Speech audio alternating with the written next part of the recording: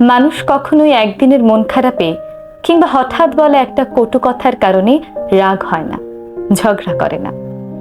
এগুলো একদিনে তৈরি হয় না। দিনের পর দিন ছোট ছোট কষ্ট, অবহেলা, অপমান, কটু কথা, উপেক্ষা সবই ধীরে ধীরে জমা হতে থাকে। কিছু মানুষ চুপচাপ সহ্য করে যায়, হাসি মুখে সব মেনে নেয়। কিন্তু সহ্যেরও তো একটা সীমা থাকে। যখন সেই সীমা পার হয়ে যায় তখনই ঘটে বিস্ফোরণ। তখন আর ব্যথা বোঝাতে হয় না, শব্দই গর্জে ওঠে। তখন মানুষ আর কিছু ভাবার আগেই বলে ফেলে সবকিছু। সে হয়তো চুপ থেকেছে সম্পর্কটা টিকিয়ে রাখতে, কিন্তু একদিন হঠাৎ সে চিৎকার করে কাঁদতে কাঁদতে বলে ফেলে, আমি কি মানুষ না? আমারও তো অনুভূতি আছে। লোকে তখন ভাবে, এ একটা কথায় এত রাগ কেন? কিন্তু তারা জানে না, ওই এক কথার পেছনে আছে শত শত না বলা কথা, অগণিত সহ্য।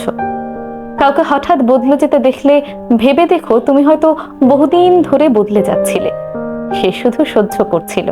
তাই কাউকে বিচার করার আগে ভেবে দেখো, সে এতদিন চুপ ছিল কেন এবং আজ কেন সে চুপ থাকতে পারল না।